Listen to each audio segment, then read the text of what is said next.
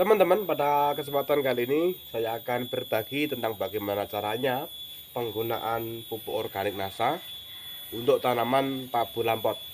Nah, ini tabu lampot ya. Tabu lampot itu adalah tanaman buah dalam pot ya, untuk yang belum tahu. Nah, karena selama ini banyak sekali yang menanyakan kalau pupuk organik NASA ini digunakan pada tanaman tabu lampot, ini yang cocok apa saja. Nah, terus jeda pemberiannya atau interval pemberiannya itu berapa minggu sekali atau bulan sekali atau gimana.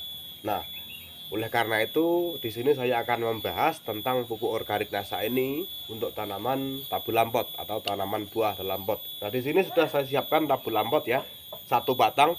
Kiranya ini cukup untuk kita buat contoh nantinya. Jadi tidak perlu banyak yang akan kita pupuk hari ini, cukup satu. Ini nanti insya Allah akan cukup membuat teman-teman tahu tentang bagaimana caranya penggunaan pupuk organik NASA ini untuk tanaman tabu lampot. Sekaligus nanti pupuk apa saja yang baik kita gunakan untuk tanaman tabu lampot ini. Nanti kita juga akan bahas. Oleh karena itu teman-teman nanti silahkan ditonton terus video ini sampai selesai, agar tidak ketinggalan setiap informasi yang saya sampaikan ya.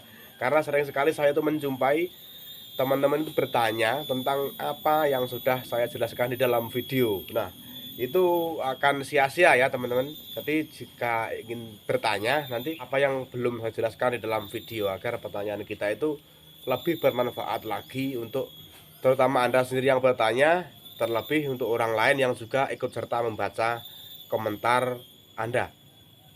Tabu lampot itu sama halnya seperti tanaman lain ya.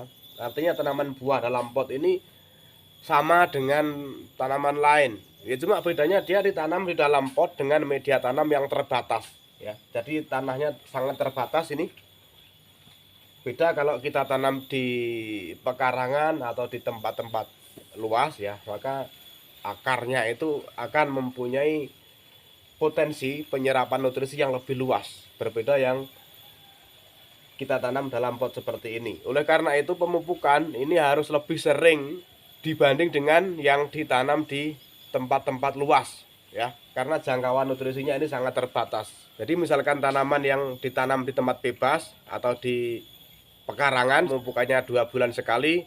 Nah, ini bisa kita lakukan 2 minggu sekali teman-teman, karena ini medianya sangat terbatas, jadi jangkauan nutrisinya juga sangat terbatas ya. Oleh karena itu harus lebih sering dalam kita memberikan pupuk dibanding dengan yang kita tanam di tempat-tempat bebas. Adapun pupuk apa yang akan kita berikan nantinya itu menyesuaikan fasenya. Nah, jika tanaman kita itu masih di fase vegetatif seperti ini, nah ini masih di masa pertumbuhan teman-teman. Bisa kita lihat ini daunnya terus tumbuh ya. Makanya jangan kita itu terburu-buru untuk ingin tanaman kita berbuah ya, karena nanti ada fasenya sendiri. Kebanyakan yang ditanyakan itu, Bang, bagaimana caranya agar tabu lampot itu cepat berbuah. Nah, tabu lampot yang belum berbuah ini memang belum memasuki fasenya teman-teman. Jadi jangan dipaksakan agar dia itu berbuah. Nah, kalau kita paksakan, kemudian misalkan kita kasih tiba-tiba power nutrition ya, maka power nutrition itu nanti akan merangsang pembuahannya dan akhirnya yang terjadi pembuahan dini. Dan pembuahan dini itu nanti akan kurang baik untuk batang tanamannya teman-teman. Kenapa? Nah, seharusnya nutrisi itu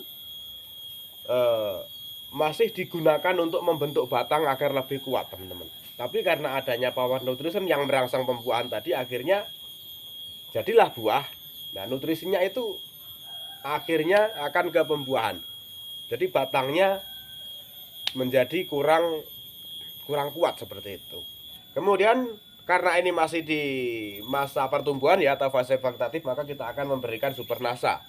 Nah, Super NASA ini tidak harus kita kocor ya. Jadi Super NASA ini bisa kita berikan secara tabur. Nah, memang ini belum pernah saya jelaskan di dalam video sebelumnya, tapi di dalam video ini kita akan menjelaskan yang berbeda. Jadi penggunaan Super NASA ini tidak harus pakai air teman-teman. Misalkan di daerah yang sulit kita temukan air, maka Super Nasa ini bisa kita tebarkan. Jika kita tebarkan, maka dia nanti akan slow release ya. Artinya akan melepaskan nutrisinya secara perlahan, dan itu justru akan lebih baik untuk tanaman kita. Walaupun penyerapannya ini sedikit lebih lambat, tapi kalau teman-teman misalkan ingin cepat ya, ingin cepat terserap, maka ya gunakanlah air ya, seperti yang sudah sering sekali kita aplikasikan di dalam video-video sebelumnya. Nah, terus bagaimana dosisnya ketika kita ingin memakai dengan cara tabur pada tanaman tabulam pot ini? Oke, jadi caranya seperti ini teman-teman. Kita buka dulu teman-teman. Nah, ini dia Super Nasanya. Masih banyak teman-teman ya, masih banyak sekali ini. Wah, masih penuh. Baru digunakan untuk beberapa kali pemupukan ya, kalau nggak salah 2 kali ya. Masih penuh teman-teman. Nah, jadi cara penggunaannya seperti ini teman-teman.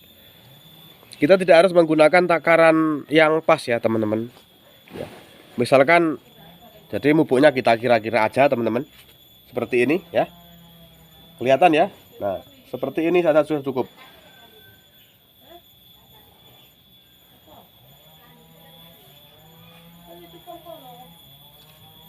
Oke, seperti ini. Nah, kemudian ini kalau ada, kalau nggak ada juga nggak apa-apa. Setelah kita tebarkan, kita basahi sedikit agar Super Nasanya ini mudah larut seperti ini. Kalau nggak ada air nggak apa-apa, ini biarkan aja, nanti akan tersiram oleh air hujan dan juga tetesan embun jika pagi ya. Nanti dia akan melepaskan nutrisinya secara perlahan. Oke, seperti ini. Nah, lalu interval pemupukannya atau jeda pemupukannya berapa minggu sekali atau bulan sekali? Jika biasanya tanaman berbatang keras itu kita memberikan pupuknya 3 bulan sekali, bahkan ada yang 6 bulan sekali, maka untuk tanaman tabulam pot ini bisa kita berikan sebanyak 2 bulan sekali atau 1 bulan sekali. Seperti itu teman-teman. Alasannya karena jangkauan nutrisi daripada tanaman tabulam pot ini lebih sedikit daripada tanaman yang kita tanam di tempat-tempat luas. Nah, kemudian bagaimana dengan POC Nasa? Nah, pasti teman-teman juga bertanya, kok yang digunakan Super Nasa? Nah, terus ini POC Nasa gimana? POC Nasa ini juga dapat kita berikan berselang dengan pemberian Super Nasanya. Misalkan kita membuat jeda pemupukan 1 bulan sekali ya. Jadi bulan ini kita bisa memberikan Super Nasa seperti tadi. Kemudian pemupukan yang akan datang kita bisa menggunakan ini POC Nasa, atau bisa kita pupuk secara bersamaan. Misalkan tadi sudah ditebarkan Super Nasa ya. Kalau kita memberikannya secara tabur, ini bisa kita berikan secara bersamaan. Akan tetapi jika teman-teman memberikannya secara kocor, ya jangan diberikan secara bersamaan. Artinya dalam 1 hari, harus diberikan di selang hari. Misalkan bulan ini Super Nasa kocor, bulan depan POC Nasa. Karena tadi kita memberikannya ditebar ya Super Nasanya, tidak dikocor, maka hari ini pun kita bisa memberikan POC Nasa. Nah, ini sudah saya campur dengan hormonik teman-teman ya. Jadi kita nggak perlu lagi menggunakan hormonik, karena hormoniknya sudah saya masukkan ke dalam botol ini. Cara untuk mencampurnya, teman-teman bisa menggunakan 1 botol POC Nasa dan 1 botol hormonik, kemudian dijadikan 1. Kalau kemasannya masih baru, maka botol ini tidak akan muat. Gunakanlah botol yang lain untuk mencampur kedua POC ini, yaitu POC Nasa dan POC hormonik. Oke, sebelum kita gunakan, kita kocok dulu teman-teman. Dan karena airnya cuma 2 liter teman-teman ya, airnya 2 liter, maka kita akan memberikannya sebanyak 1 tutup botol campuran antara POC Nasa dan hormonik ini. Oke, 1 botol seperti itu sudah cukup teman-teman ya. Dan nanti kita akan semprotkan pada bagian daun tabulam pot jeruk ini. Jadi kita bisa semprotkan ke seluruh bagian daun seperti ini teman-teman ya.